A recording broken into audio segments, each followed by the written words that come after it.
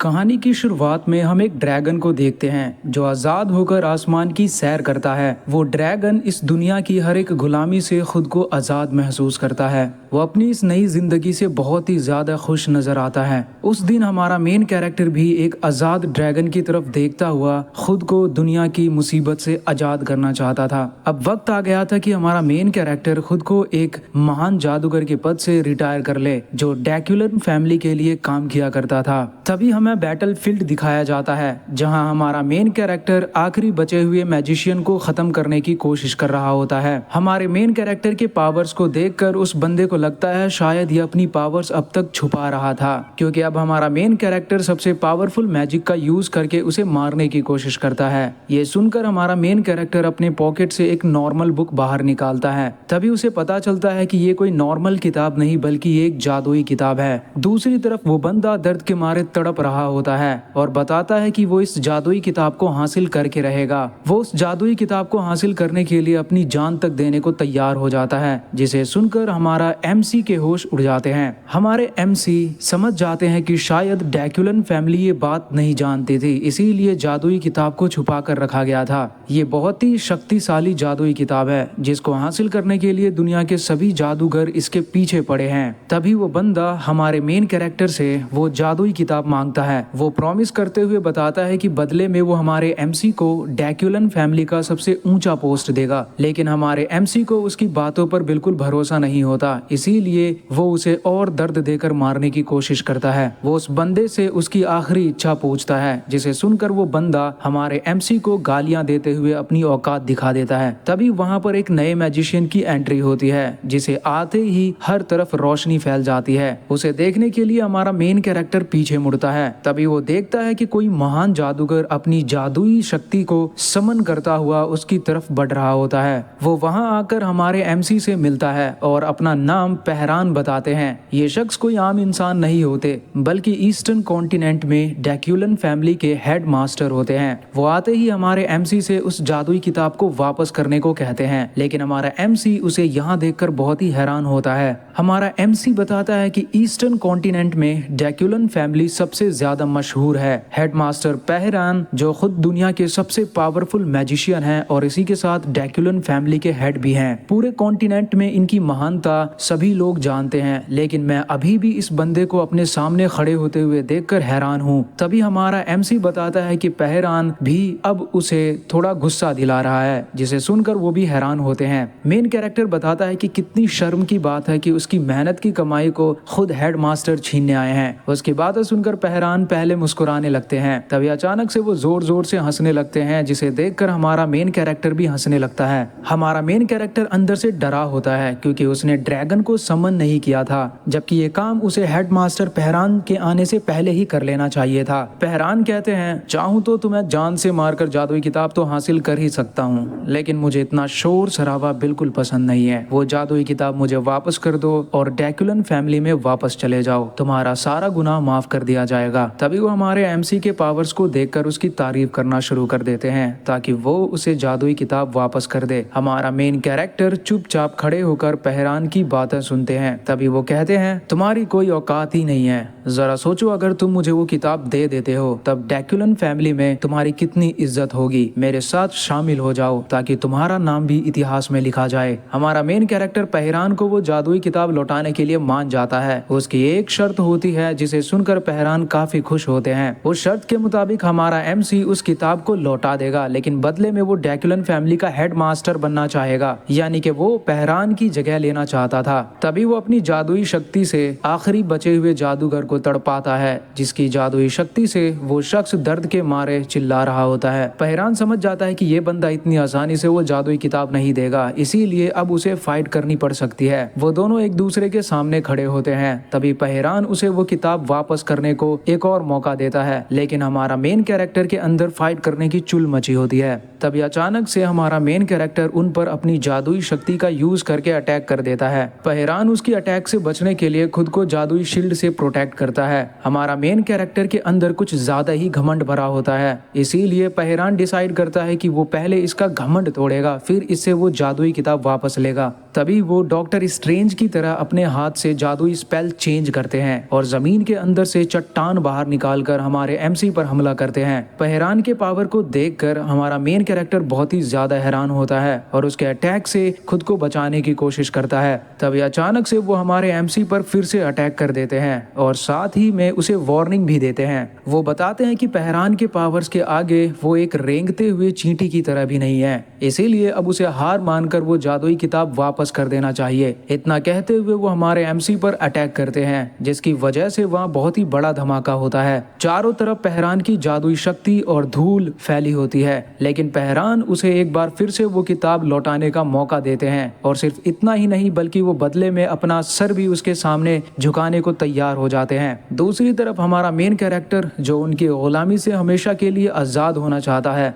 वो अपनी जादुई शक्तियों से पहरान पर पूरी ताकत के साथ अटैक कर देता है। हमारा एमसी भले ही अपनी जान दे दे, लेकिन वो जादुई किताब उसे कभी नहीं दे सकता। तभी पहरान खुद को बचाने के लिए एक बार फिर से जादुई शील्ड का यूज करके खुद को प्रोटेक्ट करता है। वो हमारे मेन कैरेक्टर के बचकानी हरकत से परेशान होते हैं, ना चाहकर भी हमारा मेन कैरेक्टर उन्हें मारने के लिए मजबूर कर देता है। तभी अचानक से आसमान में रोशनी चमकती है, जिसे देखकर हमारा मेन कैरेक्टर काफी डर जाता है। इतने में आसमान से बिजली गिरती है, जिसकी वजह से पूरा बैटलफील्ड तबाह हो जाती है। दूसरी तरफ हमारा एमसी बताता है कि उस दिन जब वो आसमान की तरफ देखा तब उसे एक ड्रैगन खुले आसमान की सैर करता हुआ नजर आया, जिसे किसी का डर नहीं था। वो इसके पीछे की कहानी सुनना चाहता था। तभी हमें बैटलफील्ड का सीन दिखाया जाता है, जहां हमारा मेन कैरेक्टर घायल होकर जमीन पर बैठा हुआ पहरान की बातें सुन रहा होता है। हमारा एमसी उसकी ताकत से बहुत ही जेलस होता है। तभी पहरान उससे उसकी बीती हुई कहानी पूछता है, जिसे उसने अधूरा छोड़ा था। हमारा मेन कैरेक्टर उनसे पूछता है कि क्या वो इसे दोबारा से एक ट्रबल शूटर बनाना चाहेगा, लेकिन पहरान उसे कोई ट्रबल शूटर की नज़र से नहीं देखता, बल्कि वो हमारे मेन कैरेक्टर को वैसल फैमिली के हेड के तौर पर देखना चाहता है, जिसे सुनकर हमारा एमसी बहुत ही ज्यादा हैरान होता है। हमारे एमसी को विश्वास ही नहीं होता कि आखिर ड्रैक्युलन फैमिली के हेड मास्टर, जिसे दुनिया भर के महान जादूगर जानते हैं, वो खुद इसे अपने वैसल हाउस का हेड बनाएगा। तभी हमारा मेन कैरेक्टर हार मान लेता है और वो जादुई किताब उसे दे रहा होता है। पहरान बताते हैं कि वो पहले हमारे मेन कैरेक्टर को चाहते हैं और जादुई किताब तो उनका दूसरा ऑप्शन था। हमारा मेन कैरेक्टर अपने हाथ में जादुई किताब लिए घायल बैठा होता है और वो पहरान को अपनी जादुई किताब दे रहा होता है। पहरान उसकी सारी गलती माफ कर देते हैं और किताब लेने के लिए अपना हाथ आगे बढ़ाते हैं। तभी अचानक से वो जादुई किताब चमकने लगती है, जिसके अंदर से बहुत ही तेज चमकने वाली रोशनी बाहर निकलती है। ये देखकर पहरान काफी भड़क जाते हैं और पूछते हैं कि आखिर वो करना क्या चाहता है। हमारा मेन कैरेक्टर उस जादुई किताब को अपनी जादुई शक्ति से मिटा रहा होता है।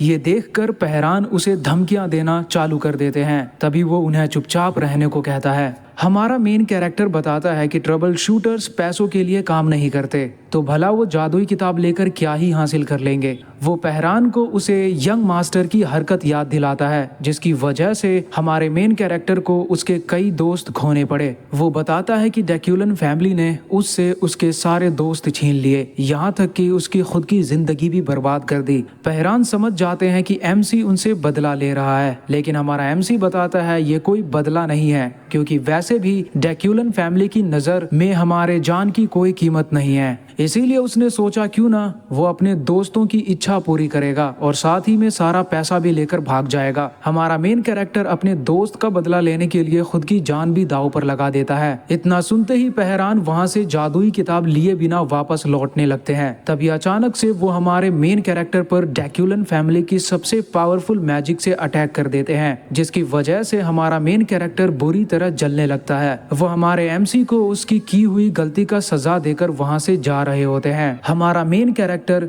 खुद ही खुशी खुशी से अपनी जान देने को राजी हो जाता है, क्योंकि वो दोबारा से ड्रैकुलन फैमिली का पालतू कुत्ता नहीं बनना चाहता था। उस दिन वो डिसाइड करता है कि वो अगले जन्म में जरूर इन सबसे बदला लेगा और एक आजाद परिंदे की तरह रह सकेगा। तभी अचानक से सारा जादू गायब होता है और हमारा मेन कैरेक्टर एक बार फिर से आजाद हो जाता है। उसे समझ नहीं आ रहा होता कि आखिर यहाँ हुआ क्या था जिसकी वजह से वो आजाद हो गया। तभी वो अपने चारों तरफ देखता है जहाँ सब कुछ ठंडी बढ़ने की वजह से जम चुकी होती है। वो जादुई किताब भी अपने आप ही मैनिफेस्ट होने लगती है और उसके अंदर की जादुई शक्ति हमारे मेन कैरेक्टर के अंदर घुस जाती है। हमारे मेन कैरेक्टर को कुछ समझ नहीं आ रहा होता कि आखिर यहाँ चल क्या रहा है और यहीं एपिसोड 1 पूरा होता है।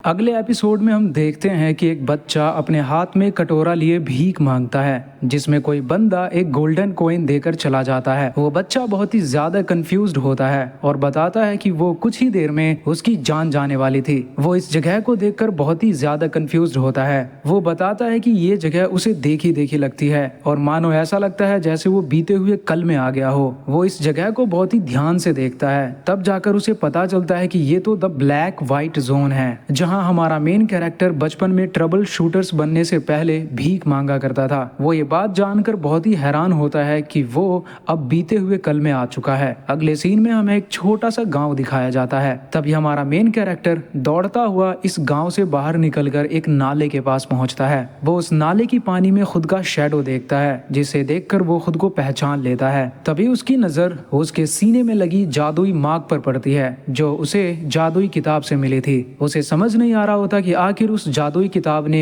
क्या किया था, लेकिन उसे उस पर डाउट बहुत होता है। उसे लगता है शायद उस जादुई किताब की वजह से उसके चेस्ट पे ये निशान आ गए होंगे, क्योंकि वो कोई नॉर्मल किताब नहीं थी। वो एक ऐसी किताब थी जिसके पीछे खुद दुनिया के महान जादूगर पहरान पड़े हुए थे। उसे अभी भी लगता है कि वो शायद सपने देख रहा है, लेकिन नाले की बदबू से पता चलता है कि ये सपना सच ही है। उसे समझ नहीं आता कि आखिर वो जिंदा कैसे बच गया। तभी वो खुद को सही सलामत देखकर बहुत ही ज्यादा खुश होता है और डिसाइड करता है कि वो अब कुछ न कुछ बड़ा करेगा। वो बताता है कि उसने एक बार सपना देखा था और उस सपने में उसके कुछ साथी भी थे। तभी हम देखते हैं कि एस्टर यानी कि अपना मेन कैरेक्टर और उसका एक साथी दोनों कचड़े की ढेर को जला रहे होते हैं। तभी उसका दोस्त बताता है कि जब वो दोनों द ब्लैक व्हाइट जोन में काम किया करते थे, तब उनके पास ना ही खाने को खाना और ना ही पहनने के लिए कपड़ा था, और यहाँ तक कि ना उनके पास बेसिक एजुकेशन थी। तभी वो एस्टर से इनमें से सबसे घटिया चीज के बारे में पूछता है, जिसके जवाब में एस्टर खाने की कमी को बताता है।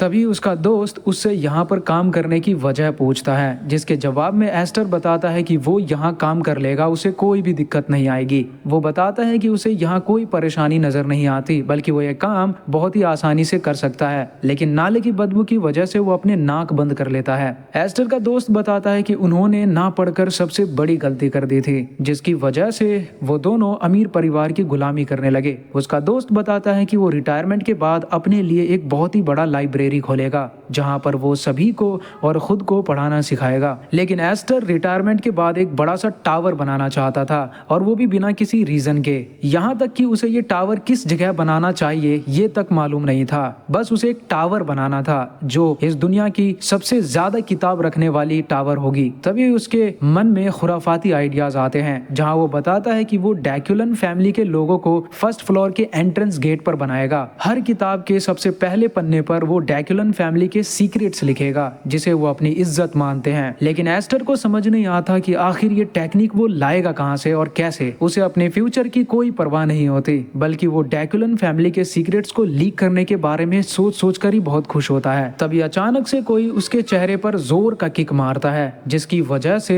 एस्टर धड़ाम से जमीन पर जाकर गिरता है। दूसरी तरफ वो बंदा उस पर गुस्से से चिल्ला रहा होता है और उसे बहुत ही बुरी तरह पीटता है। एस्टर को समझ नहीं आ रहा होता कि आखिर ये बंदा है कौन जो इसे इतनी बुरी तरह मार रहा है। तभी उसे याद आता है कि वो तो अपने आने वाले कल में एक जादूगर था। इतना कहते हुए वो उसके अटैक को ब्लॉक कर देता है। ये देखकर उस बंदे की तशरीफ लाल हो जाती है। तभी एस्टर उससे कहता है, तूने मुझे 7 मुक्के मारे हैं और बेटे तू मेरे हाथ से 10 बार पिटने वाला है। इतना कहते ही एस्टर उसे जोर का पंच मारता है, जिसकी वजह से उसकी हाथ की हड्डी टूट जाती है। वो अपने पंच को खड़े होकर घूर रहा होता है, क्योंकि अपने सीनियर को मारने पर उसके हाथ टूट जाते हैं। तभी उसे एक उड़ता हुआ पंच आकर लगती है और उसका सीनियर दोबारा से उसकी धुलाई करनी शुरू कर देता है। एस्टर शर्म के मारे उठने का नाम ही नहीं लेता और चुपचाप पिटाई खा रहा होता है। तभी अचानक से उसका पैर एक पत्थर के टुकड़े पर जाकर लगती है, जिसकी वजह से उसका सीनियर वहां से फिसलकर नाले में गिर जाता है। एस्टर चुपचाप खड़े होकर उसे देख रहा होता है। तभी वो बंदा खांसते हुए नाले से बाहर निकलता है। इतने में उसकी नजर एस्टर पर पड़ती है, जो डर के मारे वहां से भाग रहा होता है। तभी वो वहां रुककर उसका चेहरा अच्छे से देखता है ताकि वो बाद में आकर उसकी धुलाई कर सके। तभी हमें वो गांव दिखाया जाता है, जिसके गली में एस्टर जमीन पर बैठा हुआ होता है और अपने टूटे हुए हाथ को देखता है। एस्टर को लगा था कि वो आज भी उतना ही पावरफुल है जितना वो फ्यूचर में होने वाला है, लेकिन असल में उसकी बॉडी आज भी बहुत ज्यादा कमजोर होती है। वो वहाँ चुपचाप बैठकर मुंह फुलाए होता है। तभी उसे किसी की आवाज सुनाई देती है, जो उससे पूछता है कि क्या एस्टर भूखा है। तभी उसकी नजर एक सूट पहने हुए बच्चे पर पड़ती है, जिसकी आंखें लाल होती है और वो अपने उंगलियों को मुंह पर रखे उसे घूर रहा होता है। तभी एस्टर उससे पूछता है कि क्या वो उसे जानता है, जिसे सुनकर वो बंदा सीधा ना कर देता है। एस्टर उस लड़के का हुलिया देखता है, जिसे देखकर वो समझ जाता है कि ये पक्का किसी अमीर घराने का ही है। वो चुपचाप वहां बैठकर उस बच्चे को इग्नोर करने की कोशिश करता है। तभी वो बच्चा अपना नाम डैमियन और इसी के साथ अपनी मम्मी का नाम बियांसा बताता है। एस्टर को लगता है शायद ये थोड़ा सा घोंचू है, जिसकी बातें सुनकर उसका मूड ऑफ हो जाता है। तभी वो बच्चा बताता है कि उसकी मॉम नहीं है। इसके जवाब में एस्टर कहता है कि उसका भी बाप नहीं है और ये कहकर वो उसे वहां से जाने को कहता है। एस्टर समझ जाता है कि ये बंदा आगे चलकर कोई न कोई गलत हरकत जरूर करेगा, इसीलिए वो इसके चक्कर में पड़ना ही नहीं चाहता। इसीलिए वो ध्यान लगाने की कोशिश करता है ताकि इसको देखकर वो वहां से चला जाए। लेकिन डैमियन वहां से नहीं जाता और खड़े होकर उसे देखता है। डैमियन बताता है कि वो एस्टर के साथ ही चलेगा। ये सुनकर एस्टर उसे गुस्से से वहां से जाने को कहता है। तभी डैमियन उससे उसके जख्मों के बारे में पूछता है, जिसे सुनकर वो बंदा शॉक्ड होता है। तभी डैमियन अपनी जादुई शक्तियों से उसके हाथ को ठीक करने की कोशिश करता है। एस्टर डैमियन को हीलिंग हैंड टेक्निक का यूज करते हुए देखकर उसके होश उड़ जाते हैं। तभी एस्टर को पता चलता है कि ये कोई हीलिंग टेक्निक नहीं बल्कि the light of healing technique है। ये टेक्निक ब्लैंडो के नोबल फैमिलीज की सीक्रेट टेक्निक हुआ करती थी, जिसे ड्रैकुलन फैमिली ने बाद में चलकर छीन लिया था। एस्टर ये जानकर बहुत ही डरा हुआ होता है, क्योंकि उसे डैमियन के मिलने पर आगे उसे खतरा नजर आता है। एस्टर को समझ नहीं आ रहा होता कि आखिर ब्लैंडो फैमिली का बच्चा इस घटिया सी जगह पर क्या कर रहा है। तभी वो डैमियन को उसके नाम से बुलाता है, जिसे सुनकर डैमियन बहुत ही ज्यादा खुश होता है। तभी उसकी नजर उसकी आंखों पर पड़ती है, जिसे देखकर उसे एक शख्स की याद आती है। एस्टर बताता है कि ब्लैंडो ब्लड लाइन से एक बंदा था, जिसकी दोनों आंखें डैमियन की ही तरह थी, जो आगे चलकर ब्लैंडो का खूंखार दरिंदा बना। वो एक ऐसा जादूगर था जिसे कभी मारा ही नहीं जा सकता था और वो हमेशा के लिए अमर था, जिसका पूरा नाम डैमियन वो ब्लैंडो था। तभी एस्टर और डैमियन वो दोनों खड़े होकर एक दूसरे की हरकत देख रहे होते हैं। वो देखता है कि डैमियन नीचे बैठकर चींटियों को गिन रहा होता है। उसकी हरकत देखकर एस्टर को समझ नहीं आती कि ये वही बंदा है जो आने वाले टाइम में खूंखार दरिंदा बनेगा। यही एपिसोड 2 भी पूरा होता है। अगले एपिसोड की शुरुआत में एस्टर हमें बताता है कि जब वो ड्रैकुलन फैमिली में काम किया करता था, तब उसे भी ब्लैंडोस फैमिली को मारने को भेजा गया था। एस्टर को समझ नहीं आती आखिर इस काम के लिए उसे और उसके साथियों को ही क्यों चुना गया था, जबकि ड्रैकुलन फैमिली खुद ही ये काम कर सकती थी। उसका दोस्त बताता है कि उन्हें ब्लैंडोस फैमिली के एक मॉन्स्टर को मारने भेजा गया है। ये सुनकर एस्टर को लगता है शायद वो सचमुच का कोई मॉन्स्टर होगा, जैसे कि कोई ओग्रे या फिर कोई रैट मॉन्स्टर। उस दिन एस्टर ने उसे पहली बार देखा, लेकिन वो दिखने में कोई ओग्रे नहीं था और ना ही कोई मॉन्स्टर। उसने एक ऐसे इंसान को देखा जो दूसरे इंसान को 2 टुकड़ों में फाड़कर उसे हाथ में पकड़े हुए खड़ा था। वो दूर खड़े होकर लगातार ब्लैंडोस फैमिली का हीलिंग मैजिक पढ़े जा रहा था। ये वही इंसान था जिसे सभी एक खूंखार दरिंदा कहा करते थे, एक ऐसा दरिंदा जिसे मौत भी नहीं मार सकती और वो हमेशा के लिए अमर है। ये वही बंदा एस्टर के पास बैठकर जमीन पर चल रहे चींटियों को गिन रहा होता है। एस्टर को विश्वास ही नहीं होता कि यही वो बंदा है जिसे आगे चलकर खूंखार दरिंदा कहा जाएगा। तभी अचानक से वो खड़ा होता है और एस्टर को खाने पर इनवाइट करता है। डैमियन कहता है कि उसकी मॉम ने कहा है जो हेल्दी खाना खाएगा वही हेल्दी रहता है, वरना बीमार पड़ जाता है। एस्टर से वो अच्छी बात घमंडी अंदाज में कहता है, जिसे सुनकर वो उसे लपेटना चाहता था, पर वो उसे माफ कर देता है। तभी वो डैमियन से पूछता है कि क्या उसके पास कुछ पैसे हैं। इतना सुनते ही डैमियन उसे पैसों से भरा हुआ पोटली दिखाता है, जिसमें ढेर सारे सोने के सिक्के पड़े होते हैं। इतना देखते ही वो डैमियन के कंधे पर हाथ रखता हुआ कहता है, डैमियन, आज से हम दोनों दोस्त हैं। डैमियन से पैसे निकलवाने के चक्कर में वो उसे बताता है कि दोस्त हर चीज को आपस में शेयर करना पसंद करते हैं। तभी वो दोनों डिसाइड करते हैं कि वो एक साथ मिलकर अच्छा सा खाना खाएंगे और वो दोनों बहुत ही ज्यादा खुश होते हैं ये सब सोच सोच कर। थोड़ी ही देर में सुबह से शाम हो जाती है और वो दोनों खाकर अपनी पेट फुला लेते हैं। तभी एस्टर की नजर डैमियन पर पड़ती है जो दूर खड़े होकर इधर उधर घूर रहा होता है। डैमियन बताता है कि वो पहली बार किसी होटल के अंदर सो रहा है क्योंकि वो आमतौर पर बाहर ही सोया करता था। तभी वो एस्टर से कहता है कि उसके पास भी डैड नहीं है। इसके जवाब में एस्टर कहता है, नहीं भाई, तेरा बाप है, मेरा नहीं है। तभी वो उससे पूछता है कि क्या उसकी मॉम है या फिर नहीं। मॉम का नाम सुनते ही डैमियन डर के मारे इधर उधर देखने लगता है क्योंकि उसे लगता है शायद उसकी मॉम यहाँ आ गई और उसकी उल्टी सीधी हरकत देखकर बेचारा एस्टर बहुत बुरी तरह परेशान होता है। तभी वो डैमियन से पूछता है कि वो आखिर कितने दिन से अकेला घूम रहा था। इसके जवाब में वो बताता है कि वो जब से घर से भागा है ना, तब से सिर्फ 10 बार सो चुका है। उसकी बातें सुनकर एस्टर को लगता है शायद कहीं इसने कुछ उल्टी सीधी हरकत करके तो नहीं भागा था, वरना ये भी फंस सकता है। तभी डैमियन बताता है कि वो दिन में 2 बार सोता है, जिसे सुनकर एस्टर समझ जाता है कि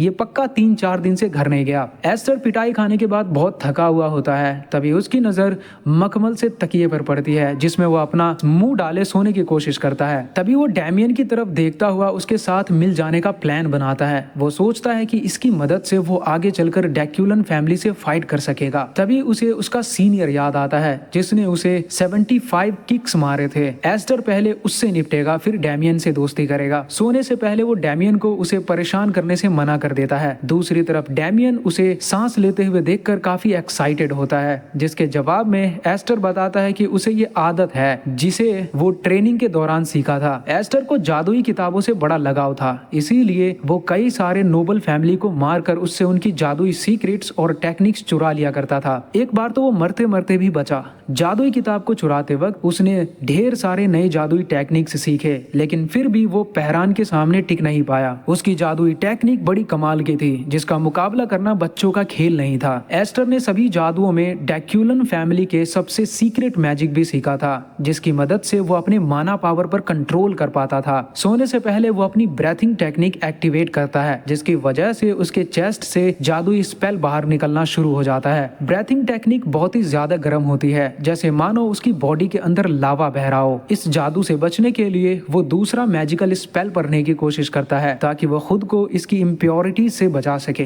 तभी हमें एक सीक्रेट पावर के बारे में बताया जाता है। कहा जाता है कि इस पावर को सिर्फ नोबल ब्लड लाइन के लोग यूज किया करते थे ताकि इसकी मदद से शरीर के अंदर की सारी इम्प्योरिटीज को जलाकर खत्म किया जा सके। तभी अचानक से वो माना शोवर टेक्निक का यूज करके अपने शरीर के अंदर बह रहे जादू पर काबू पाता है। उसे लगता है शायद ये काम पूरा होने में बहुत वक्त लग सकता है। तभी उसकी नजर डैमियन पर पड़ती है जो वहां आराम से सो रहा होता है। एस्टर को एक नया सीक्रेट पावर मिलता है, लेकिन वो आज भी पहरान से बहुत कमजोर है, पर उस पावर के मिलने पर वो आज भी बहुत ज्यादा खुश होता है। तभी हमें डैमियन के चिल्लाने की आवाज सुनाई देती है जो बताता है कि उसके बालों का रंग बदलकर भूरा हो चुका है। इसी के साथ उसने अपने कपड़े भी बदल लिए ताकि उसे कोई पहचान ही न सके। तभी डैमियन उससे आगे का प्लान पूछता है, जिसके जवाब में एस्टर बताता है कि वो किसी की खोपड़ी फोड़ने के लिए जा रहा है। दूसरी तरफ हम एस्टर के सीनियर को देखते हैं जो खड़े होकर अंगड़ाई ले रहा होता है। वो बताता है कि उसे आज अच्छी नींद आई और आज का मौसम भी बहुत बढ़िया है। तभी उसे कोई दिखता है जिसे देखकर उसके होश उड़ जाते हैं। उसकी नजर एस्टर पर पड़ती है जो डैमियन के साथ बाहर घूम रहा होता है। वो बंदा एस्टर के पास जाकर उसे परेशान करने की कोशिश करता है और सिर्फ इतना ही नहीं बल्कि वो डैमियन से पैसे भी छीनने की कोशिश करता है। तभी अचानक से एस्टर उसे एक जोर का घूसा मारता है। वो बंदा एक घूसे में ही जमीन पर लेट जाता है, जो कोई और नहीं बल्कि वही सीनियर था जिसने एस्टर को नाले के पास मारा था। एस्टर बताता है कि अभी उसके हिस्से का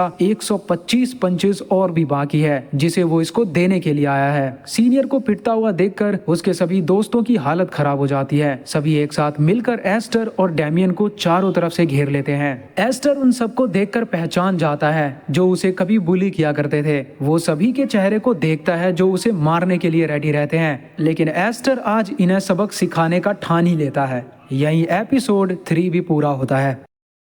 एपिसोड 4 के शुरू होते ही हम देखते हैं कि एस्टर उन सबकी जमकर धुलाई कर रहा होता है। वो अपने मैजिकल पावर्स का यूज करके फुल स्पीड के साथ उन सभी के ऊपर अटैक करता है। वो इतनी तेजी से पंचेस मारता है कि किसी को कुछ दिखाई ही नहीं पड़ता। ये होता हुआ देखकर डैमियन बहुत ही ज्यादा इंप्रेस होता है। वो एस्टर को फाइट करता हुआ देखकर उसकी तारीफ करना शुरू कर देता है, जिसे देखकर वो बहुत ही ज्यादा खुश होता है। तभी अचानक से एक बंदा डैमियन के पास आकर गिरता है। ये देखकर डैमियन उसे अपनी जादुई शक्ति से हील करता है ताकि उसे ज्यादा दर्द ना हो। हील होने के बाद वो बंदा डैमियन का शुक्रिया अदा कर रहा होता है। तभी एस्टर वहां आता है और उसका कॉलर पकड़कर उसे फिर से ऊपर उठाता है ताकि वो दोबारा से उसको इंजर्ड कर सके। वो वहां खड़े सभी बंदों को बुरी तरह मारकर बेहोश कर देता है। सबको मारने के बाद वो अपने सीनियर की तशरीफ को डंडे से मार मार कर तोड़ देता है, जिसकी वजह से बेचारा दर्द से तकलीफ में होता है। वो अपने सीनियर को मारने के बाद उससे गिनती पूछता है जो उसे याद ही नहीं होती। तभी वो डैमियन से इसे दोबारा से हील करने को कहता है ताकि वो इसे दोबारा से पीट सके।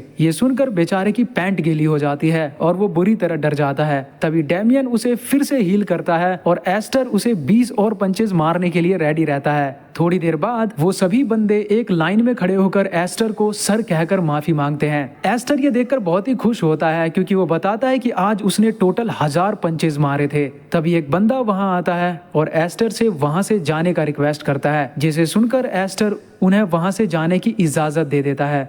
ये सुनकर वो बंदा कहता है कि ये जगह उनका घर है, शायद इसीलिए एस्टर आपको यहाँ से जाना चाहिए। एस्टर को उसकी बातें सुनकर बहुत ही ज्यादा गुस्सा आता है। तभी अचानक से सभी डर के मारे अपने अपने घर चले जाते हैं। एस्टर खड़े होकर पीछे की तरफ देखता है क्योंकि वहां उसे कुछ ठीक नहीं लगता। तभी उसकी नजर एक मॉन्स्टर पर पड़ती है जो अपनी पूरी पावर्स के साथ उस पर अटैक करने के लिए बड़ी ही तेजी से बढ़ रहा होता है। एस्टर समझ जाता है ये कोई नॉर्मल इंसान तो नहीं है, बल्कि वो कोई ट्रबल शूटर है जिसने अपनी ट्रेनिंग भी पूरी कर रखी है। तभी उसकी नजर डैमियन पर पड़ती है जो सभी बंदों को बाय कर रहा होता है। एस्टर को लगा था कि शायद ब्लैंडोज फैमिली ने उसे फिर से ढूंढ लिया है, लेकिन उसके पास फाइट करने के लिए अब बिल्कुल भी माना पावर नहीं बचे होते। तभी उसे रियलाइज होता है कि वो भी कोई नॉर्मल बंदा नहीं है, बल्कि एक ट्रबल शूटर था जो किसी के सामने नहीं झुकता था। वो अपनी बॉडी के अंदर बह रहे सभी माना पावर को एक जगह इकट्ठा करता है।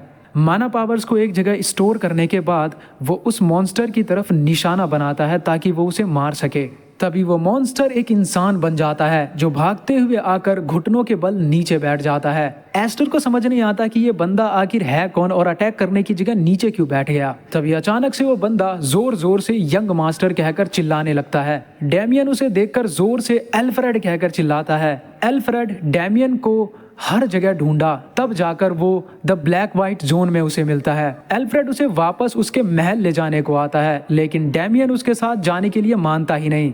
एस्टर ये देखकर बड़ा ही हैरान होता है कि सिर्फ घर से बाहर घूमने के लिए डैमियन अपने महल से भाग गया था। तभी एल्फ्रेड उसे वहां से ले जा रहा होता है, लेकिन डैमियन काफी सैड होता है। एल्फ्रेड ब्लैंडो फैमिली का सबसे बड़ा सर्वेंट होता है जो पूरे महल की देखरेख करता है। तभी उसकी नजर एस्टर पर पड़ती है जिसे वो अपने साथ जाने को कहता है। एस्टर ये सुनकर बड़ा ही हैरान होता है, लेकिन वो इस चांस को बिना गवाए उनके साथ जाने के लिए मान जाता है। ब्लैंडो फैमिली हैजन के सभी शहर पर राज करते हैं, जहां दुनिया की सबसे बड़ी फाइटिंग एकेडमी और लाइब्रेरी है। एल्फ्रेड बताता है कि वो उनके लिए कैरियज लेकर आएगा ताकि वो सभी उसमें बैठकर महल तक जा सके। इतना कहते हुए एल्फ्रेड वहां से चला जाता है। दूसरी तरफ एस्टर अपना कपड़ा पहनकर रेडी रहता है। अगले सीन में हम देखते हैं कि शाम बहुत हो चुकी है और एल्फ्रेड सभी को लेकर महल पहुंचते हैं। एस्टर आज से पहले कभी भी किसी महल के अंदर नहीं गया, इसीलिए ये इसकी पहली एंट्री होने वाली है। वो उस महल के ठीक सामने खड़ा होता है जहां स्वागत के लिए बहुत सारे बंदे सूट पहने हुए खड़े होते हैं जो इनका वेलकम करते हैं। तभी एल्फ्रेड डैमियन की खिदमत लैंसी के हाथ में दे देता है ताकि वो उसका ख्याल रख सके। दूसरी तरफ लैंसी डैमियन को गुस्से भरी निगाह से घूर रही होती है और उसे अपने साथ चलने को कहती है। डैमियन उसका शक्ल देखकर घबरा जाता है क्योंकि वो जानता था कि उसकी तो रिमांड लगने वाली है। तभी महल के अंदर से डैमियन के पिटने की आवाज सुनाई देती है जो लैंसी से माफिया मांगता है। अगले सीन में हम देखते हैं कि अब रात बहुत हो चुकी है और महल के बाहर सन्नाटा छाया हुआ है। एल्फ्रेड अकेला ही उस महल के अंदर जा रहा होता है और एक दरवाजे पर पहुंचकर उसे नॉक करता है। इजाजत मिलने पर वो उस महल का दरवाजा खोलकर अंदर एंटर करता है। तभी एक लेडी एल्फ्रेड से डैमियन के बारे में पूछती है, जिसके जवाब में एल्फ्रेड बताता है कि डैमियन अब महल में वापस आ चुका है, जो द ब्लैक व्हाइट जोन में छुपा हुआ था। इतना सुनते ही वो लेडी गुस्से से आग बबूला हो जाती है और एल्फ्रेड पर अटैक करने की कोशिश करती है। वो लेडी कोई और नहीं होती बल्कि डैमियन की मॉम बियांसा होती है, जो अपनी जादुई शक्ति का यूज करके एल्फ्रेड से डैमियन का हाल पूछती है, क्योंकि उसे डर होता है कि कहीं डैमियन को कुछ नुकसान न हुआ हो। एल्फ्रेड बताता है कि डैमियन बिल्कुल सही सलामत है और उसे कुछ भी नहीं हुआ है। ये सुनकर उस लेडी का गुस्सा थोड़ा सा ठंडा होता है और वो फिर से अपने चेयर पर बैठ जाती हैं। बियोंसा एल्फ्रेड का शुक्रिया अदा करती है, जिसने उसे सही सलामत वापस महल लेकर आया। एल्फ्रेड चुपचाप खड़े होकर उनकी बातें सुन रहा होता है। वो लेडी कोई नॉर्मल इंसान नहीं होती, बल्कि वो इस धरती की सबसे खूंखार ब्लड विच होती है, जिसका नाम से ही पूरा धरती कांप उठता है। एल्फ्रेड बताता है कि डैमियन के दोस्त ने भी उसकी मदद की है, जिसे सुनकर उस लेडी के होश उड़ जाते हैं। एल्फ्रेड बताता है कि एस्टर ने उसके वहां होने का पता किया और उस पर हमला करने की भी कोशिश की, जो सुनने में थोड़ा ऑकवर्ड लगता है। जब मैं उससे मिला तब उसके हाथ में माना पावर वाला बुलेट था, जिसकी मदद से वो मुझे मारने वाला था। एस्टर की पावर्स जानकर वो लेडी बहुत ही हैरान होती है। तभी एल्फ्रेड बियांसा से कुछ रिक्वेस्ट करता है। तभी हमें महल के बाहर का सीन दिखाया जाता है। इतने में हम देखते हैं कि एल्फ्रेड एस्टर को अपना सक्सेसर बनने के लिए कहता है, जिसे सुनकर उसके होश उड़ जाते हैं। एल्फ्रेड को लगता है कि एस्टर उसकी बातों को मान लेगा, लेकिन ऐसा बिल्कुल भी नहीं होता। वो एल्फ्रेड से कुछ ऐसा कहता है जिसे सुनकर वो दंग रह जाते हैं। यहीं एपिसोड 4 भी पूरा होता है। अगले एपिसोड के शुरुआत में एस्टर एल्फ्रेड के बातों का उल्टा जवाब देता है, जिसे सुनकर उसके होश उड़ जाते हैं। डैमियन भी उसकी बातें सुनकर सरप्राइज्ड होता है। एस्टर उसका सक्सेसर बनने के लिए मान जाता है, लेकिन वो एक शर्त रखता है, जिसके मुताबिक वो जो भी करेगा अपनी मर्जी से करेगा, ना कि किसी का गुलाम बनकर। उसकी बातें सुनकर एल्फ्रेड बहुत ही हैरान होता है। एस्टर को खुद पर गर्व होता है कि द ब्लैक व्हाइट जोन में पैदा होने के बावजूद भी उसने खुद के दम पर ही सारे मैजिक सीखे थे। एल्फ्रेड बताता है कि ये दुनिया पित्तल दी है, जिसे सुनकर एस्टर उसका रिप्लाई देता है कि ये दुनिया उसके लिए बहुत छोटी है। एल्फ्रेड को लगता है एस्टर खुद को दुनिया का सबसे पावरफुल इंसान मानता है, जिसे लगता है दुनिया पर वो अकेले ही कब्जा कर सकता है, लेकिन एस्टर को इसमें कोई इंटरेस्ट नहीं होता। तभी एल्फ्रेड उसे एक गॉब्लिन की कहानी सुनाता है, जिसे वो एक पालतू ड्रैगन समझता है, जिसे दुनिया के खतरों के बारे में कोई अंदाजा नहीं होता। तभी एल्फ्रेड अपने असली फॉर्म में आता है और एस्टर को कुछ दिखाने का डिसीजन लेता है। अगले सीन में हम एक दूसरा महल देखते हैं,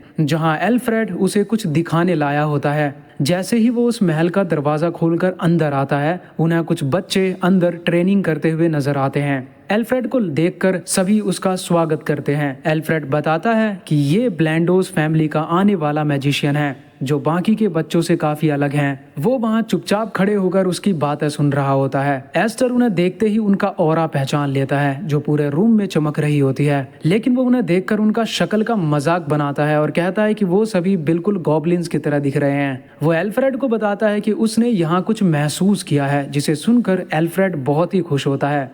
अल्फ्रेड उसे ऑफर देते हुए कहता है कि अगर एस्टर अगला सक्सेसर बनता है तो लोग उसकी बहुत ही ज्यादा इज्जत करेंगे, लेकिन एस्टर को अपनी इज्जत की कोई परवाह ही नहीं होती। तभी एक बच्चा अपना हाथ उठाकर एल्फ्रेड से कुछ बोलने का इजाजत लेता है। उस लड़के को लगता है शायद एस्टर नौटंकी कर रहा है, क्योंकि अगर उसने यहाँ कुछ महसूस किया होता तो वो खुद को सक्सेसर बनने से नहीं रोक पाता। वो एल्फ्रेड से उसके साथ डुअल करने का रिक्वेस्ट करता है, ताकि वो एस्टर को सबक सिखा सके। एल्फ्रेड को उसकी आंखों में घमंड दिखाई पड़ता है, लेकिन फिर भी वो उसकी बात मानकर डुअल एक्सेप्ट कर देते हैं। तभी वो एस्टर से पूछते हैं कि क्या वो डुअल के लिए तैयार हैं। एस्टर खड़े होकर उन सबको घूर रहा होता है और समझ जाता है कि ये लोग उसकी औकात देखकर उसे जज कर रहे हैं। तभी वो एल्फ्रेड से अपने ओपोनेंट चुनने का रिक्वेस्ट करता है, जिसे सुनकर वो उसको अपना ओपोनेंट चुनने का मौका देते हैं। वो उस लड़के को सबसे पहले चुनता है, उसके बाद वहां खड़े सभी को एक एक करके चुनता है, जिसे देखकर एल्फ्रेड के होश उड़ जाते हैं। एस्टर टोटल 5 बंदों को एक साथ फाइट करने के लिए चैलेंज करता है, जिसे देखकर सभी शॉक्ड होते हैं, लेकिन एल्फ्रेड उसकी हिम्मत देखकर बहुत ही हैरान और सरप्राइज होता है। तभी अचानक से वो उसकी काबिलियत देखकर जोर जोर से हंसने लगते हैं, क्योंकि उसे ऐसा ही सक्सेसर की तलाश थी जो किसी से नहीं डरता हो। अल्फ्रेड उसे बताता है कि अगर वो इस फाइट में 1 मिनट टिक गया तो वो एस्टर को कुछ अच्छा सा गिफ्ट देगा, और अगर वो उससे पहले नॉकआउट हुआ तो उसकी जिम्मेदारी एस्टर की ही होगी।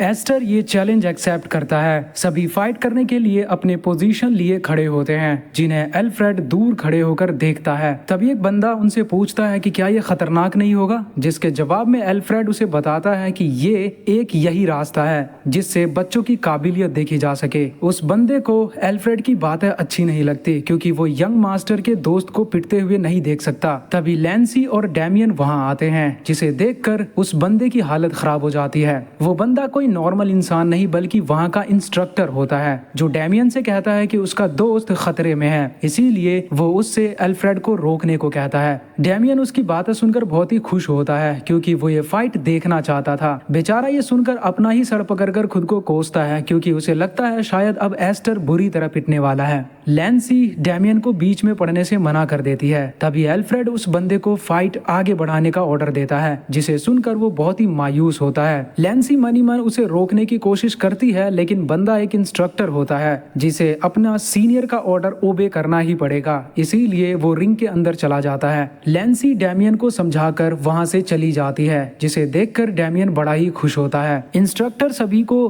खेल का नियम बताता है ताकि उनमें से कोई भी मिस्टेक ना करे। अल्फ्रेड बताता है कि ये मरने और मारने वाला खेल है, जिसमें जान भी जा सकती है। वो बंदा कहता है कि बिना उसके ऑर्डर के या फिर जब तक एक टीम हार नहीं मान जाती तब तक ये गेम रुकना नहीं चाहिए। सभी उसकी बातों को बड़े ही ध्यान से सुनते हैं। उस बंदे को एस्टर से जलन होती है, क्योंकि एक बाहर का बंदा आखिर सक्सेसर कैसे बन सकता है। तभी अचानक से रेफरी उन्हें फाइट करने का ऑर्डर देता है। इतना सुनते ही एस्टर उन सबको एक एक करके अपने बुलेट माना पावर का यूज करके अटैक कर देता है। सभी घायल होकर जमीन पर गिर पड़ते हैं, लेकिन वो बंदा अभी भी एस्टर की काबिलियत देखकर बड़ा ही हैरान होता है। तभी वो अपने माना पावर्स की मदद से उन्हें एक जगह इकट्ठा करता है, जिससे वो बुलेट माना बनाता है। उसके माना पावर को देखकर वो बंदा बड़ा ही शॉक्ड होता है। एस्टर चाहता था कि वो उसको और मारे, क्योंकि सभी उसकी हैसियत से उसे जज कर रहे थे। इतना कहते हुए वो अपने माना पावर से उनके ऊपर अटैक कर देता है। उसकी जादुई शक्ति से सभी को हेडशॉट पड़ती है, जिसकी वजह से सभी घायल होकर जमीन पर धड़ाम से गिर पड़ते हैं। एस्टर उन सबको दुनिया की सच्चाई बताते हुए सबक देता है, ताकि वो आगे से कभी भी किसी नॉर्मल इंसान को जज ना करे।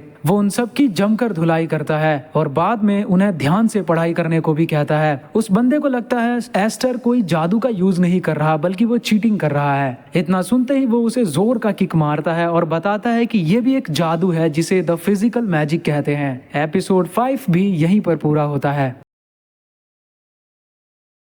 एपिसोड के शुरू होते ही एस्टर उन सब की जमकर धुलाई करता है और अल्फ्रेड खड़े होकर ये सब देख रहे होते हैं। अल्फ्रेड उसकी माना पावर पर कंट्रोल देखकर बहुत ही हैरान होते हैं, क्योंकि जब अल्फ्रेड की उससे पहली बार मुलाकात हुई तब वो उस वक्त सिर्फ एक ही माना पावर का यूज कर रहा था। अल्फ्रेड उसकी काबिलियत देखकर बहुत ही हैरान होता है, पर डैमियन घायल हुए बंदों को दोबारा से हील करने जाता है। अल्फ्रेड उसका मारने का अंदाज देखकर बहुत ही ज्यादा हैरान होता है, क्योंकि वो उन सबको एक दरिंदे की तरह पीटता है। तभी अल्फ्रेड को किसी की आवाज सुनाई देती है, जिसे सुनकर उनके होश उड़ जाते हैं। वो पीछे मुड़कर देखते हैं कि सामने उसकी मैडम खड़ी हैं। इंस्ट्रक्टर भी मैडम को यहाँ देखकर बहुत ही हैरान होता है। इंस्ट्रक्टर समझ जाता है कि वो मैडम को इस लड़ाई को रुकवाने के लिए लाई होगी, जिसकी उसे बेसब्री से इंतजार था। मैडम को वहाँ देखकर अल्फ्रेड बताता है कि वो सब बस एक टेस्ट कर रहे थे। मैडम ये सुनकर थोड़ी कंफ्यूज्ड होती है। तभी उसकी नजर एस्टर पर पड़ती है, जो सभी को मारने के बाद एक बंदे का कॉलर पकड़े हुए उसकी धुलाई करने वाला ही होता है। डैमियन चुपचाप सभी को हील कर रहा होता है। वो लेडी अल्फ्रेड को ये फाइट बंद करने का ऑर्डर देती है, जिसे सुनकर अल्फ्रेड उनका हुक्म मान जाता है। तभी वो डैमियन और उसके साथ ही एस्टर को अपने अपने रूम में जाकर आराम करने का ऑर्डर देती है। अब इंस्ट्रक्टर की बारी होती है, जो बहुत ही बुरी तरह डरा हुआ होता है और अपनी नजरें नीचे कर कर वहाँ खड़ा होता है। वो इंस्ट्रक्टर को उसके पद से डिसमिस्ड कर देती है, जिसे सुनकर उसके होश उड़ जाते हैं। दूसरी तरफ हमें लेडी का महल दिखाया जाता है, जहां अल्फ्रेड अपनी गलतियों की माफी मांगता है, जो उसने लेडी के इजाजत के बगैर किए थे।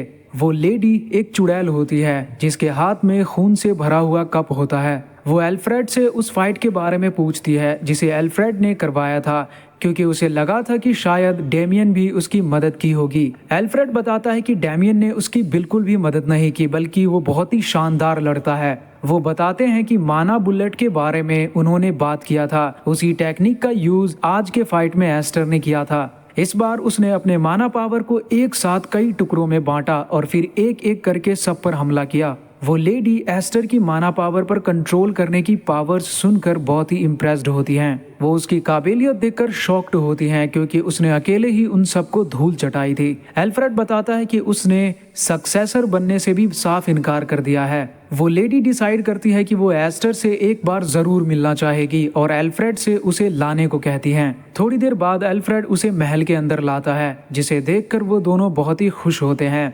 एस्टर चुपचाप आकर ठीक उनके सामने बैठ जाता है। तभी वो लेडी उसे कुछ देती है, जिसे देखकर उसके होश उड़ जाते हैं। वो बताती है कि एल्फ्रेड ने उसे प्रॉमिस किया था कि फाइट जीतने के बाद वो उसे एक गिफ्ट देगा। एस्टर ये सब होता देखकर काफी शॉक्ड होता है। वो लेडी एस्टर से वो गिफ्ट खोलने को कहती है। ये सुनकर एस्टर उसे खोलने की कोशिश करता है। जैसे ही वो उसका ढक्कन हटाता है, वैसे ही उसके अंदर से तेज रोशनी बाहर निकलती है। वो देखता है कि मैडम ने उसे हाई रैंकर्स को मिलने वाली कीमती जादुई गिफ्ट की है।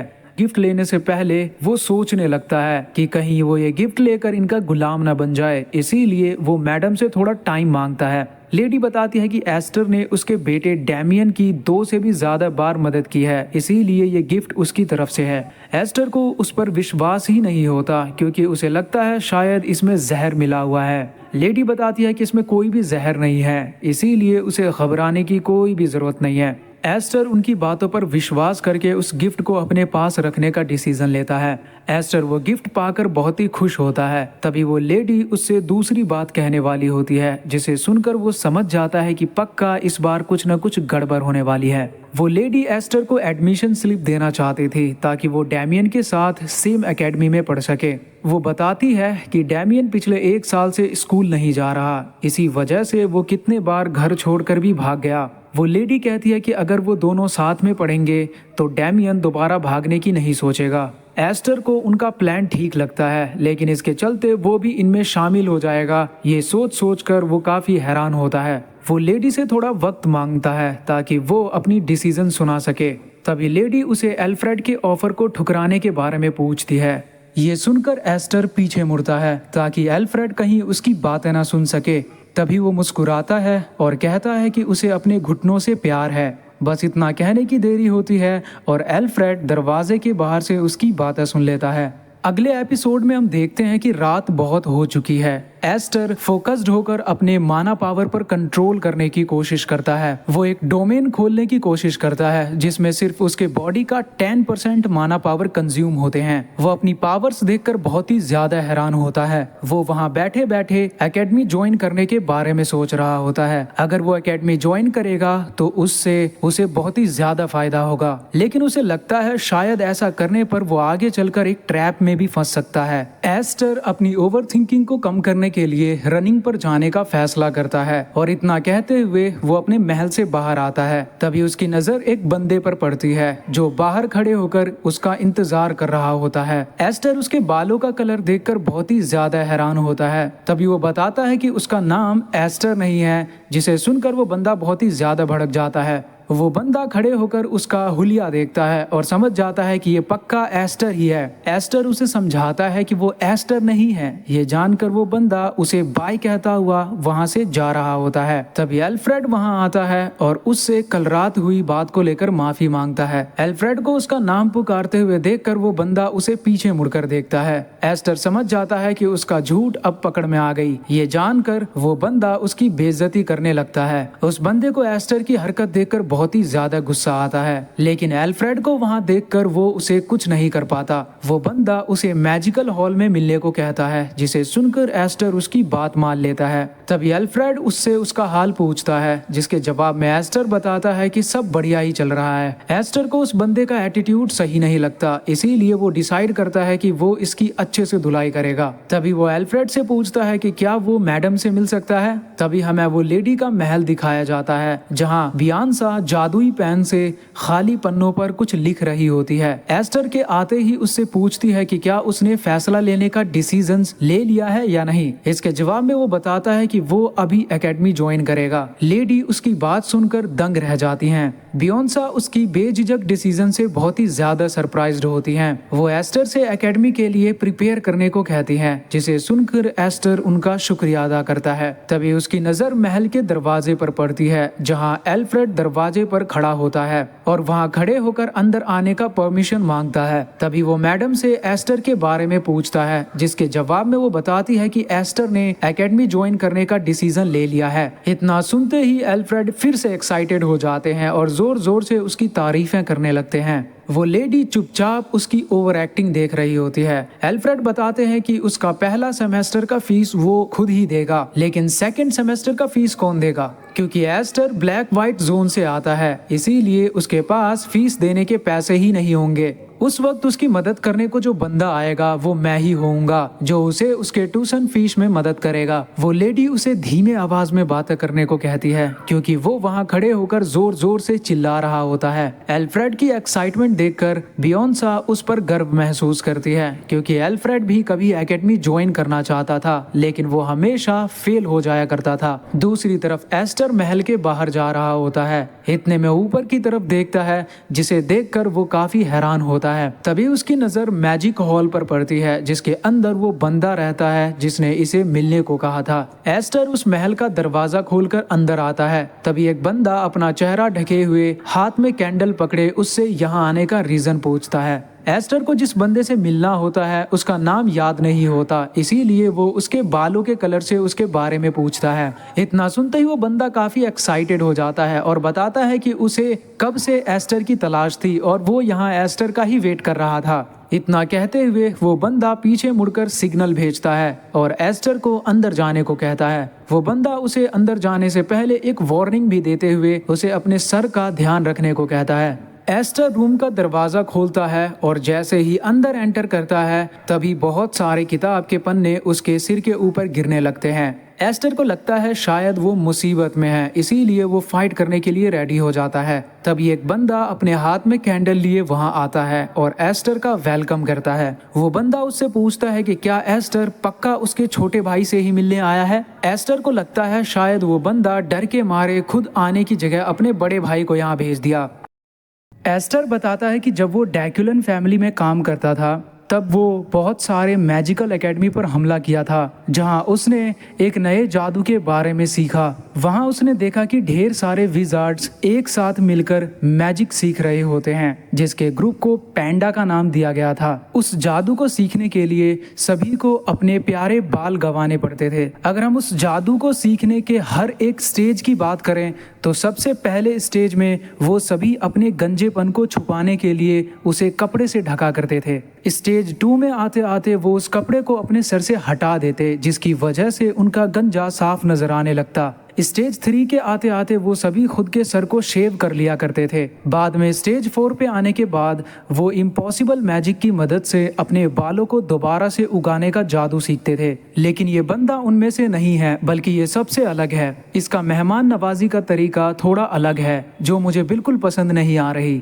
इसके सर पे पूरे बाल हैं और ये बंदा यंग भी है। तभी एस्टर उससे पूछता है कि क्या वो मैजिक एकेडमी में काम किया करता है, जिसके जवाब में वो बताता है कि वो यहाँ का वाइस हेड है। उसकी बातें सुनकर एस्टर समझ जाता है ये कोई आम बंदा नहीं है। इतनी कम उम्र में ये बंदा मैजिकल एकेडमी का वाइस हेड बन गया, इसका मतलब ये सच में स्किल्ड बंदा है। वो बंदा बताता है कि एस्टर ब्लैक व्हाइट जोन में रहने वाले सभी लोगों से काफी अलग है। ये सुनकर एस्टर हंसने लगता है और उसके साथ बैठकर चाय पी रहा होता है। चाय पीते हुए वो उस बंदे को वहां बैठकर जज कर रहा होता है। वो बंदा एस्टर को ज़ेनियन एकेडमी ज्वाइन करने पर कांग्रेचुलेट करता है, जिसे सुनकर वो उसका शुक्रिया अदा करता है। वो बंदा बताता है कि उसने भी ज़ेनियन एकेडमी से ग्रेजुएशन की है, जहां वो 145वें क्लास में पढ़ा करता था। वो बंदा एस्टर से फ्रैंक होने की वजह से माफी मांगता है और मेन पॉइंट पर आने का परमिशन मांगता है। आगे बढ़ने से पहले वो बंदा एस्टर से कुछ पूछता है, क्या तुम अपने दोस्त के खातिर अपनी जान जोखिम में डाल सकते हो। एस्टर उसकी बातें सुनकर बहुत ही कंफ्यूज्ड होता है।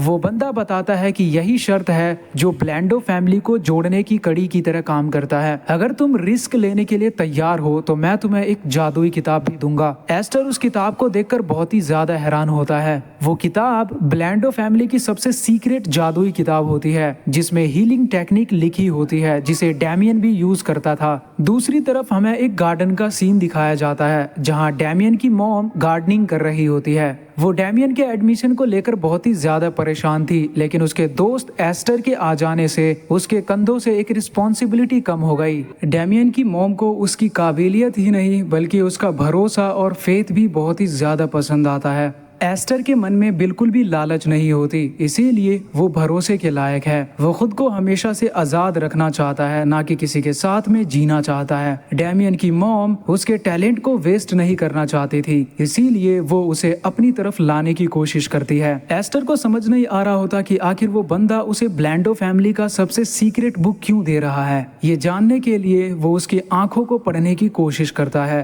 उसकी आंखें कोई भी इमोशन शो नहीं करती, मानो जैसे कि वो कोई असैसिन हो। उसे देखकर लगता है कि मानो उसने कोई मास्क पहना हो जिसमें वो खुद अपने बारे में नहीं जानता।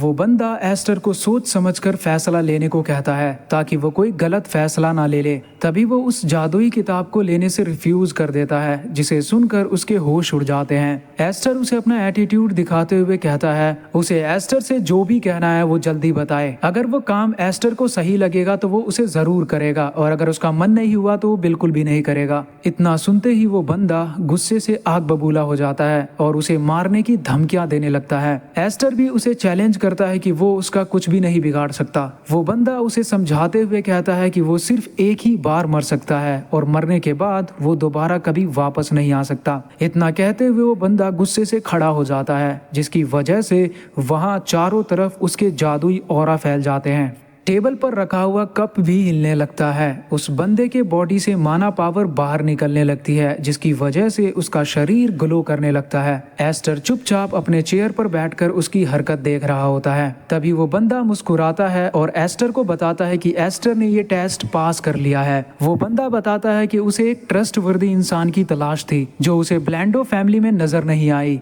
एस्टर चुपचाप बैठकर उसकी बातें सुन रहा होता है। तभी वो बंदा बताता है कि द ब्लैक व्हाइट जोन के अंदर सभी बंदे एक जैसे ही हैं और इसी के साथ यंग मास्टर अभी तो बहुत ही ज्यादा छोटे हैं। मुझे विश्वास ही नहीं हुआ कि मैडम ने बाहर से आए एक बंदे को मेरे छोटे भाई के साथ रहने का ऑर्डर दिया, इसीलिए मैंने तुम्हें यहाँ बुलाया। एस्टर उसकी बातों का जवाब अपने स्वैग में देता है, जिसे सुनकर वो बंदा उसे फॉर्मली या फिर कैजुअली बात करने को कहता है। वो बंदा एस्टर को अपने बारे में बताने के लिए यहाँ लाया होता है। एस्टर ये सुनकर मनी मन उसकी हरकत के बारे में सोच रहा होता है। वो बंदा उसकी मन की बात पढ़ लेता है और बताता है कि पहले उसे एस्टर पर भरोसा नहीं था, इसीलिए उसने ऐसा किया। इसी के साथ बताता है कि ब्लैंडो फैमिली आज भी एक साथ यूनाइटेड है। तभी वो एस्टर को बताता है कि ड्रैकुलन फैमिली इसके पीछे पड़ी हुई है। एस्टर उसकी बातें सुनकर थोड़ा कंफ्यूज्ड होता है। ये जानने के लिए वो उस बंदे से इसके पीछे का कारण पूछता है। वो बंदा बताता है कि वो अभी ड्रैकुलन फैमिली का secret magic the haven source art की तलाश कर रहा है, जिसे सुनकर उसके होश उड़ जाते हैं। वो बंदा उससे कहता है कि ये टेक्निक सिर्फ ड्रैकुलन फैमिली के ब्लड लाइन ही सीख सकती थी, लेकिन उस बंदे ने गलती से उसे ढूंढ निकाला। इतना सुनते ही एस्टर बीच में अपना हाथ उठा देता है। एस्टर उससे पूछता है कि आखिर वो उसे ढूंढने के बाद जिंदा कैसे बच गया, बल्कि अब तक उसे तो मर जाना चाहिए था। वो बंदा बताता है कि उसने ये सब ब्लैंडो फैमिली से छुप कर किया था, वरना वो उसे कब का मार देते। तभी अचानक से उस बंदे को कुछ मिलता है,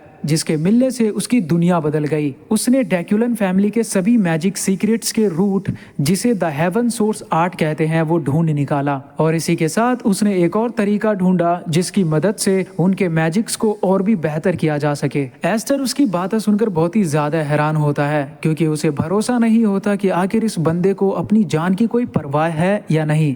वो बंदा एस्टर से अपनी सच्चाई बताता है, जिसे सुनकर उसके होश उड़ जाते हैं। तभी एस्टर को कुछ याद आता है और वो बताता है कि जब ड्रैकुलन फैमिली ने ब्लैंडो फैमिली को खत्म किया था, तब उन्हें हेंजिस की जादुई किताब मिली थी, जिसने हेवन सोर्स आर्ट टेक्निक को दोबारा से लिखा था। इस किताब को हासिल करने के लिए पहरान ने इसके पूरे फैमिली को मरवा दिया था। पहरान शुरू से ही किताब की कीमत जानता था, इसीलिए उसने ब्लैंडो फैमिली को मरवा कर उससे ये किताब चुरा ली थी। उसने इस किताब को अच्छे से पढ़ा और इसमें लिखे जादू को सीख लिए, इसीलिए वो दुनिया का सबसे महान और पावरफुल मैजिशियन बन पाया। एस्टर वहां बैठकर अपने बीते हुए कल को याद करता है। तभी वो हेंजिस की आवाज सुनता है। हेंजिस को लगता है शायद एस्टर को उसकी बातों पर विश्वास नहीं है, इसीलिए वो उससे पूछने लगता है। इसके जवाब में एस्टर बताता है कि आखिर वो उसे ढूंढ क्यों रहा था। हेंजिस बताता है कि उसने ये बात ब्लैंडो फैमिली से छुपा कर रखी, लेकिन एक स्पाई है जो उस पर नजर बनाए हुए है, जिसे वो काफी दिनों से ढूंढ रहा है पर मिल नहीं पा रहा। एस्टर को लगता है शायद उसकी बात उसके सेक्रेटरी ने जाकर ब्लैंडो फैमिली को बताया होगा। हेंजिस को सेक्रेटरी पर बहुत ही ज्यादा भरोसा होता है, इसीलिए एस्टर को उसकी बात पसंद नहीं आती। हेंजिस बताता है कि जब ये बात ब्लैंडो फैमिली को पता चलने वाली थी, उससे पहले ही इसने उसके फैमिली मेंबर्स को अपने रिसर्च का कुछ हिस्सा बता दिया ताकि वो लोग इस पर शक ना करें। एस्टर उससे पूछता है कि आखिर वो ड्रैकुलन फैमिली के साथ क्यों नहीं मिल जाता। वो एस्टर को ये बात छुपा कर रखने को कहता है क्योंकि एस्टर इस फैमिली से बिलोंग नहीं करता। उसे एस्टर पर पूरा भरोसा होता है। हेंजिस बताता है कि ये रिसर्च एक जॉइंट प्रोजेक्ट है जिसपे बहुत सारे लोग एक साथ काम कर रहे हैं, लेकिन जिस हिस्से का वो वाइस हेड है वो अच्छे से प्रोग्रेस ही नहीं कर पा रही। तभी वो अपने रिसर्च के कुछ पन्ने हाथ में पकड़े हुए एस्टर से कुछ रिक्वेस्ट करता है। वो एस्टर से इन पन्नों को ज़ेनियन एकेडमी के प्रोफेसर फारून को देने को कहता है। बदले में वो एस्टर को हीलिंग टेक्निक देगा। एस्टर चुपचाप बैठकर उसकी बातें सुन रहा होता है। तभी उसके दिमाग में एक प्रपोजल आता है जिसे सोचकर वो काफी खुश होता है। एस्टर कहता है कि वो अपनी जान पर खेलकर हीलिंग टेक्निक चुरा लेगा, लेकिन इसके बदले उसे हेवन सोर्स आर्ट की किताब भी चाहिए। हेंजिस बताता है कि एस्टर के अंदर शर्म नाम की कोई चीज ही नहीं है, जिसे सुनकर एस्टर उसका जवाब मांगता है। हेंजिस उसका शर्त मान लेता है और हेवन सोर्स आर्ट पूरा होने पर वो एस्टर को इसकी कॉपी देने का फैसला करता है। लेकिन हेंजिस भी उसे ये किताब देने से पहले एक शर्त रखता है। वो बताता है कि ये रिसर्च पूरा होने से पहले उसे हो सकता है कि एस्टर की मदद लेनी पड़े, तो उस वक्त एस्टर उसकी मदद जरूर करेगा। एस्टर उसका प्रपोजल मान जाता है और उन पन्नों को ज़ेनियन एकेडमी के प्रोफेसर फारून को देने का फैसला कर लेता है। तभी वो प्रोफेसर फारून के बारे में पूछता है क्योंकि एस्टर को उस पर भरोसा नहीं होता। हेंजिस बताता है कि वो दोनों शुरू से ही एक साथ पढ़ते थे, इसीलिए उसे फारून पर पूरा भरोसा है। एस्टर उसे घूर रहा होता है क्योंकि अब उसे एकेडमी के अंदर इसके जैसा एक और प्रोफेसर से मुलाकात करनी पड़ेगी। अगले सीन में हमें एक महल दिखाया जाता है जहाँ टेबल पर बहुत सारे जादुई किताब पड़े होते हैं। एस्टर टेबल पर रखे कपड़े को हटाकर देखता है जिसके अंदर ढेर सारे बुक्स रखे होते हैं। तभी उसकी नजर एक लेटर पर पड़ती है जिसे देखकर वो अपने हाथ में पकड़े हुए उसे पढ़ने की कोशिश करता है। वो लेटर हेंजिस वोन ब्लैंडो की तरफ से आती है जो एस्टर को गुड लक लिखता है। एस्टर उस लेटर को पढ़कर शॉक्ड होता है। तभी वो टेबल पर रखा एक किताब उठाता है। वो जादुई किताब पढ़ने के लिए चेयर पर बैठता है। टेबल पर ढेर सारे जादुई किताब रखे होते हैं जिन्हें हेंजिस ने ऑलरेडी ऑर्गेनाइज्ड किया होता है। वो वहाँ बैठकर जादुई किताबें पढ़ने लगता है। तभी उसके मन में एक खुराफाती आइडिया आता है जिसमें वो द हीलिंग टेक्निक सीखने के बाद उसे अपने टावर पर लगाने की सोचता है, जिसके बारे में वो डैमियन से जरूर बात करेगा। हेंजिस उसे 132 मैजिकल बुक्स देता है जो कोई नॉर्मल बुक्स नहीं होती, क्योंकि वो सभी लिखे हुए जादू को सीखकर एक बड़े जादू का फॉर्म बन सकता है। एस्टर पहले सोचता है कि वो ढेर सारी बुक्स अपने टावर के अंदर स्टोर करेगा, लेकिन अब उसका फैसला बदल चुका है। अब वो टावर के ऊपर हीलिंग टेक्निक यूज करेगा जिसकी मदद से लोग जादू सीख सकेंगे। दूसरी तरफ हमें खुला आसमान दिखाया जाता है जहाँ हेंजिस अपने महल के अंदर खड़ा होता है। हेंजिस ने सोचा था वो एस्टर का यूज करके उसे बाद में खत्म कर देगा, लेकिन एस्टर उसे काफी अच्छा बंदा लगा। इसके अलावा जब उसने एस्टर को धमकियां दी तब उसके आंखों में बिल्कुल भी डर नहीं थे। हेंजिस को लगता है एस्टर बाकी सबसे अलग है, जिसकी वजह से वो बहुत ही इम्प्रेस होता है। हेंजिस समझ जाता है कि एस्टर उससे बहुत कुछ छुपा रहा है, लेकिन वो ये सोचकर काफी खुश होता है कि अब उसे उसी की तरह सोचने वाला एक और शख्स मिल गया। उसे डाउट होता है कि कहीं एस्टर को पढ़ना आता भी है कि नहीं। दूसरी तरफ हम महल को देखते हैं जहां एस्टर एकेडमी जाने के लिए रेडी हो रहा होता है। जादुई किताब से भरा हुआ बैग ठीक उसके सामने रखी होती है। तभी उसे एक लेडी की आवाज सुनाई देती है जो उसे वहां से ले जाने आई होती है। वो अपना बैग उठाता है और लैंसी के साथ महल के दरवाजे की तरफ बढ़ रहा होता है। लैंसी उसे बताती है कि ये यूनिफॉर्म उस पर बहुत ही अच्छा लग रहा है, जिसे सुनकर वो उसका शुक्रिया अदा करता है। तभी लैंसी उसे बताती है कि उसे बस एकेडमी में पढ़ाई करनी होगी, बाकी वो बिना एग्जाम के भी पास हो जाएगा।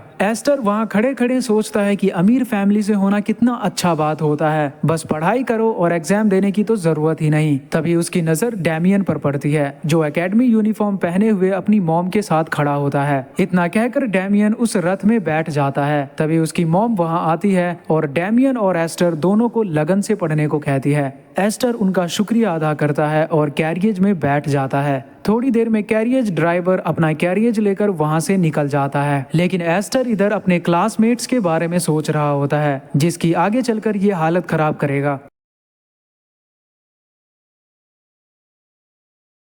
तभी हम देखते हैं वो सभी कैरियज पर बैठकर एकेडमी जा रहे होते हैं। इतने में एस्टर की नज़र हेंजीज की जादुई किताब पर पड़ती है, जिसमें जादुओं की कोई भी छोर नहीं होती।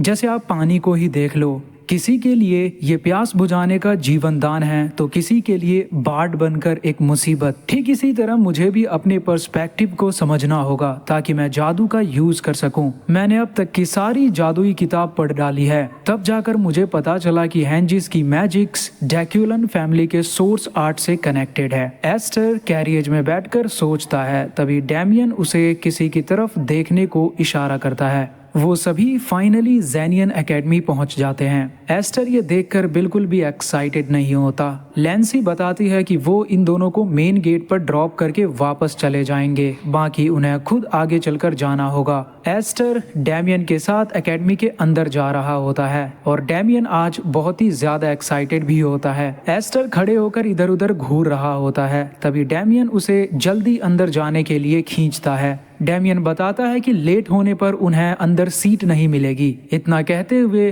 वो उसके हाथ पकड़कर उसे अंदर घसीटता हुआ ले जा रहा होता है। थोड़ी देर बाद वो दोनों एकेडमी के अंदर पहुंचते हैं, जहां बहुत सारे स्टूडेंट्स अपने अपने सीट पर बैठे हुए होते हैं। स्टूडेंट्स को देखकर डैमियन बहुत ही ज्यादा खुश होता है। डैमियन को लगता है सारी सीट्स अब फुल हो चुकी है, इसीलिए वो इधर उधर बैठने का जुगाड़ कर रहा होता है। तभी एस्टर अपने पॉकेट से एक पेपर स्लिप निकालता है, जिसमें सीट्स एलोकेशन डिटेल्स लिखी होती है। डैमियन की नज़र कुछ खाली सीट्स पर पड़ती है, जहां वो एस्टर को अपने साथ ले जाने के बारे में पूछता है। एस्टर खड़े होकर यहां अपनी सीट्स नंबर से सीट चेक कर रहा होता है। तभी अचानक से डैमियन किसी से टकराकर जमीन पर गिर पड़ता है। इतने में एक बड़ा सा स्टूडेंट अपने हाथ में सूटकेस लिए डैमियन की तरफ देख रहा होता है। डैमियन उसके चेहरा देखकर बहुत ही ज्यादा डर जाता है। वो बंदा उसे गुस्से से घूर रहा होता है। तभी एस्टर वहां आता है और डैमियन को उठाने में मदद करता है। डैमियन उस बंदे से टकराने के लिए माफी मांगता है, क्योंकि वो गलती से उस बंदे से टकरा गया था। इतना सुनते ही वो बंदा उन्हें रुकने को कहता है, जिसे सुनकर वो दोनों एक ही जगह खड़े हो जाते हैं। तभी वो बंदा अपने हाथों की कलाई दिखाता है, जिसपे गंदगी लगी हुई देखकर वो बंदा डैमियन से इसे साफ करने को कहता है। इतने में डैमियन वहां आता है और अपने उंगलियों में थूक लगाकर उसे साफ करने लगता है। उसकी बचकानी हरकत देखकर वो बंदा गुस्से से लाल हो जाता है। तभी वो डैमियन को जोर का धक्का देने की कोशिश करता है, लेकिन एस्टर वहां आकर उसके पंच को रोक लेता है। वो उस बंदे को लड़ाई करने से मना करता है, जिसे सुनकर वो बंदा काफी भड़क जाता है और एस्टर से उसका नाम पूछता है। डैमियन बीच में आता है और लड़ाई रोकने के चक्कर में वो बताता है कि एस्टर उसका दोस्त है। वो बंदा उनकी दोस्ती देखकर बड़ा ही इम्प्रेस होता है और उन दोनों की पिटाई करने के बारे में सोचने लगता है। एस्टर समझ जाता है ये लातों का भूत है, पक्का बातों से नहीं मानेगा। सारे स्टूडेंट्स खड़े होकर एकेडमी के अंदर उन दोनों को देख रहे होते हैं। तभी एक दूसरा स्टूडेंट्स भागता हुआ वहां पर पहुंचता है, जो सभी स्टूडेंट्स पर चिल्ला रहा होता है। वो ये देखकर सभी को डांटना शुरू कर देता है, क्योंकि वो सभी उन्हें रोकने की जगह खड़े होकर देख रहे होते हैं। तभी अचानक से वो बंदा सभी स्टूडेंट से एकेडमी को चारों तरफ से घेरने को कहता है। इतना सुनते ही सभी पूरे एकेडमी को अपने जादू से घेर देते हैं। सभी स्टूडेंट्स एक साथ मिलकर उस बंदे पर बेट लगाने लगते हैं। वहीं पर एक और स्टूडेंट्स जो बिल्कुल कोने में खड़ा होता है, उनकी बेवकूफ़ी देखकर मुस्कुराने लगता है। वो बंदा अपना नाम हिक्स्टर बताता है और एस्टर से उसका नाम पूछते हुए उससे लड़ने के लिए तैयार हो जाता है। एस्टर बताता है कि वो कोई नोबल फैमिली से तो नहीं आता, लेकिन वो चलता फिरता मुसाफिर है। हिक्स्टर को लगता है एस्टर एक जादूगर है, इसीलिए वो इतनी छोटी सी जगह पर तो फाइट नहीं कर सकता। दूसरी तरफ एस्टर उसकी हरकत देखकर उसको खुराक पानी देने के लिए रेडी हो जाता है। उसका ऑरा देखकर हिक्स्टर काफी भड़क जाता है। तभी अचानक से वो अपनी पूरी पावर्स के साथ एस्टर पर अटैक कर देता है। ये उसकी सबसे बड़ी भूल होती है क्योंकि एस्टर उसके अटैक से खुद को डॉज कर बचा लेता है और अपनी जादुई शक्ति का यूज करके पूरी ताकत के साथ उसे जोर का पंच मारता है। घूसा पड़ते ही हिक्स्टर के मुंह से खून बहने लगते हैं और वो बहुत ही बुरी तरह घायल हो जाता है। यही एपिसोड 10 पूरा होता है। इस मानवा के अब तक सिर्फ और सिर्फ 10 चैप्टर्स ही रिलीज हुए हैं। बाकी के चैप्टर्स रिलीज होते ही मैं इसका नेक्स्ट एपिसोड इस चैनल पर तुरंत ही अपलोड कर दूंगा। तब तक के लिए आपका बहुत बहुत शुक्रिया इस चैनल को इतना प्यार देने के लिए। और फाइनली हमारे इस चैनल पर 10K प्लस सब्सक्राइबर्स हो चुके हैं। बस आप लोग इसी तरीके से इसको सपोर्ट कीजिएगा ताकि मैं मोटिवेट कर पाऊँ खुद को और भी नए नए वीडियोस और नए नए ट्रेंडिंग मानवास इस चैनल पर अपलोड करने के लिए। अभी के लिए आप सभी को अलविदा और मिलते हैं इसके नेक्स्ट पार्ट में।